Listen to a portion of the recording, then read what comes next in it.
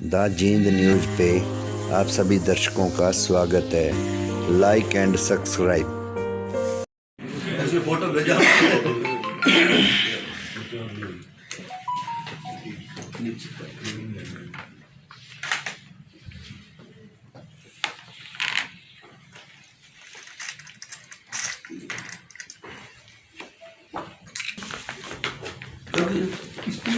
हाँ हाँ दे बन दे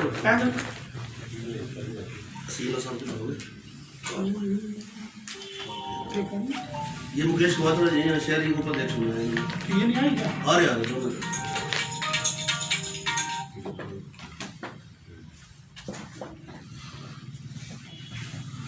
इकड़ा तो देखो ठीक हो गया करेगा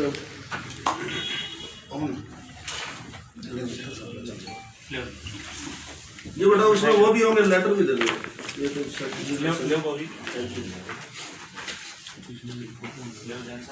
ले पूरी ले ना जी। अरे मेरे को फाइल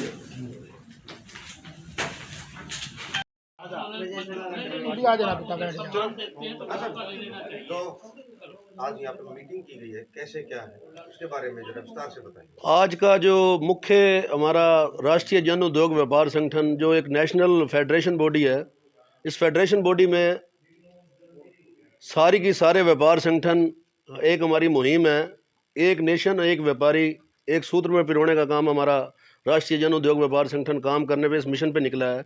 और उसी मिशन के तहत ये हमारे सफीदों के साथी भी साथ थे। हमने 18 अक्टूबर 2020 को मुझे प्रदेशाध्यक्ष की जिम्मेवारी दी गई और उसके बावजूद संगठनात्मक संगठन को खड़ा करने की जिम्मेवारी दी गई। उसी कड़ी में आज हमने बिल्लू सिंगला जी को शहरी अध्यक्ष, ऋषभ जैन जी हमारे जिला अध्यक्ष हैं, उन्होंने मनोनीत किया है। और हमारे जो युवा एक इकाई भी हमने खड़ी की है, उसके तहत अमन जैन जी को हमने युवा का शहरी अध्यक्ष सफ़ीदों का और मुकेश कवातरा जी को शहरी उपाध्यक्ष, और इन्होंने और भी कार्यकारिणी बनाई है, उसके नाम आपको बिल्लू सिंगला जी आपको दे देंगे प्रेस के माध्यम से। ये तो हमारे संगठन की कार्रवाई है जो हर जिले में सिलसिलेवार और मंडी में सिलसिलेवार व्यापारियों के हितों के लिए जो उनकी समस्याएं, आज देश में एक बड़ा भारी वैक्यूम है लीडरशिप का, बड़ा एक खाली स्थान है, उसके तहत हमने ये मुहिम चलाई है। और प्रदेश में जहाँ तक बात हम हरियाणा की बात करें, आज कानून व्यवस्था का जो आलम है वो एक, मैं पीछे अभी नरवाना की विशेष तौर पे आपके मीडिया वालों से साथियों से इस बात को पुरजोर तरीके से उठाऊंगा सरकार की तरफ से कि जो एक परसों लूट हुई है नरवाना में, उसकी हम कड़े शब्दों में निंदा करते हैं। जयदेव बंसल जी हमारे बड़े प्रतिष्ठित व्यापारी हैं वहाँ मंडी के, उनसे 8,85,000 रुपये की एक जो लूट की घटना हुई है उसकी निंदा करते हैं और सरकार से और प्रशासन से बड़े पुरजोर तरीके से मांग करते हैं कि दोषियों को जल्दी पकड़े और उनके ऊपर सख्त कार्रवाई करें और व्यापारियों के लिए सुरक्षा का मुहैया का सरकार से हम एक गुहार लगाते हैं कि उनकी सुरक्षा मुहैया करवाई जाए। और आए दिन प्रतिदिन ये जो कार्रवाइयाँ और ये गतिविधियाँ हो रही हैं, मुलजिमों को पकड़े, उनको सलाखों के पीछे डालें। कानून व्यवस्था के ऊपर हम सवालिया निशान करते हैं। सरकार को जल्दी ही इसके ऊपर एक्शन मोड में आना चाहिए और व्यापारियों की सुरक्षा करनी चाहिए। तीसरा, हमने राष्ट्रीय स्तर पर ई कॉमर्स व्यापार के अगेंस्ट एक मुहिम चलाई है जिससे हम खुदरा व्यापार और व्यापारी तभी जिंदा हो पाएगा। आज ई कॉमर्स में इंटरनेशनल कंपनियां अपना कब्जा जमाए बैठी हैं, उससे रेवेन्यू में भी सरकार को नुकसान हो रहा है, टैक्स का सर्जन बड़ा कम हो रहा है। हमने बजट से पहले माननीय वित्त मंत्री श्रीमती निर्मला सीतारमन जी से पत्राचार करके उनसे अनुरोध किया था कि उनको टैक्स स्लैब में, कॉरपोरेट कंपनी को, ई कॉमर्स को 5% टैक्स के स्लैब में लेके आएँ ताकि खुदरा व्यापार और ई कॉमर्स जो बिजनेस आज बड़ी तेज़ी से फैल रहा है और खुदरा व्यापार पर प्रभावित हो रहा है, आज भ्रमित की स्थिति में है खुदरा व्यापारी। हमने मांग की थी उनको 5% टैक्स के स्लैब में लेके आएँ ताकि सरकार को रेवेन्यू भी मिले और खुदरा व्यापारी भी उस कंपटीशन में बना रहे। ये हमारा आपको 3 चीज़ें हमारी मेन बिंदु आपने को बताए हैं। और हम ये उम्मीद करते हैं जो संगठन हमने बनाया है जींद के अंदर, ऋषभ जैन और बिल्लू सिंगला जी के यहाँ की अगुवाई में, ये व्यापारी संगठन एक दूसरे के साथ मिलकर कंधे से कंधा मिलाकर हम व्यापारी हितों की बात करेंगे। हमारे हिमलेश जी भी खड़े हैं, सारे सभी साथी जिनसे राजू लखीणा जी, सभी हमारे सीनियर बुजुर्ग बैठे हैं, गुलाटी जी हमारे व्यापारियों के मेंबर भी हैं, सब मिलकर हम व्यापारियों की हितों की बात करने, इसमें कोई हमारा कोई सेल्फ स्टेक नहीं है, कोई राजनीतिक स्टेक नहीं है, ये गैर राजनीतिक मंच है और व्यापारियों की शुद्ध तरीके से हमने लड़ाई लड़नी। अब आपका कोई सवाल हो तो मैं। अध्यक्ष जी, जैसा कि बीमा योजना है, कोई इस बारे में व्यापारियों के बारे में आपने कुछ सोचा है? ये बत्रा जी आपने बिल्कुल बड़ा अच्छा मुद्दा उठाया है। सरकार ने बीमा कंपनियों को करोड़ों रुपए अपना बीमा, जो व्यापारियों को भी इसमें सजग होने की जरूरत है। जो नुकसान होते हैं, पीछे जींद में भी हमारे को मुद्दे से अवगत कराया गया था, कोई भी दुकान, कोई आगजनी होती है या कोई और दुर्घटना होती है तो उसका बीमा सरकार करोड़ों रुपए बीमा कंपनियों को देती है और धरातल के ऊपर एग्जीक्यूशन, उस नुकसान की भरपाई नहीं हो पाती। इसके लिए सरकार और व्यापारियों के अंदर एक कड़ी होनी चाहिए, एक व्यवस्था होनी चाहिए। हम सभी के सभी उपायुक्त महोदय को अपने राष्ट्र संगठन के माध्यम से उनको पत्र लिखेंगे और ये लिखेंगे कि लोगों के अंदर जागरूकता व्यापारियों के अंदर लाई जाए और जो उनका नुकसान से उनसे अवगत कराया जाए कि उनकी भरपाई कैसे होगी।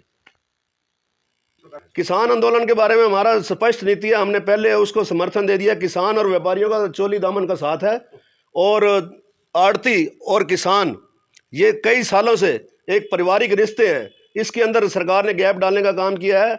हम किसानों की मांगों को जायज़ मानते हैं और सरकार को उनको मिल बैठ के, हम सारे हिंदुस्तानी हैं और हिंदुस्तान की बात करते हैं, कोई भी ऐसी हठ धर्मिता ना हो जिससे कि देश के अंदर कोई अशांति का माहौल ना हो। सरकार को इसके ऊपर, सरकार सब कुछ कर सकती है, जो भी है उनकी संतुष्टि कैसे हो सकती है, सरकार को इसके ऊपर पहल लेनी चाहिए।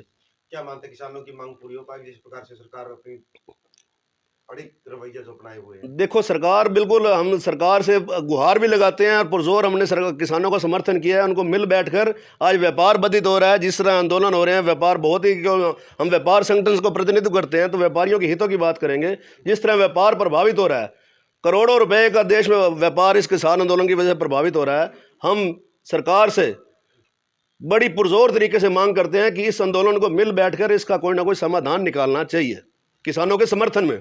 200 के करीब मौत हो चुकी है, 2 महीने से ज्यादा हो चुकी है, क्या सरकार को इस चीज के बारे में जानकारी? देखिए, इसके लिए बिल्कुल सरकार को सीरियस होना चाहिए। किसान, आज जवान और किसान आमने सामने हैं। अब कोई जवान की जैसे मृत्यु हुई है तो माननीय अमित शाह जी वहाँ गए उनको पूछने, तो अमित शाह जी को किसानों को भी उसी तरीके से, उसी सहानुभूति के साथ उनके पास जाना चाहिए था और उनकी संवेदनाओं के साथ उनमें सम्मिलित होना चाहिए था। अध्यक्ष जी, जैसा कि आज समाचार आ रहा था सुबह, किसान आंदोलन में जींद के किसान की भी मृत्यु हुई है जिसने कि सुसाइड किया है टिकरी बॉर्डर पर। देखिए, वो जिस तरह भाई जी ने पहले पूछा है, आपकी बात भी दुरुस्त है। जो कोई भी बंदा, कोई जिसकी भी मृत्यु हो रही है, हमारे हिंदुस्तानी है, चाहे वो किसान है चाहे जवान है। सबसे पहले हम हिंदुस्तानी हैं सारे, हम उनकी संवेदना के साथ हैं और ये आगे कार्यक्रम और आगे ना चले, इसके लिए हम सरकार से पुनः गुहार और अनुरोध करते हैं कि इसका समय रहते इसका समाधान निकालना चाहिए।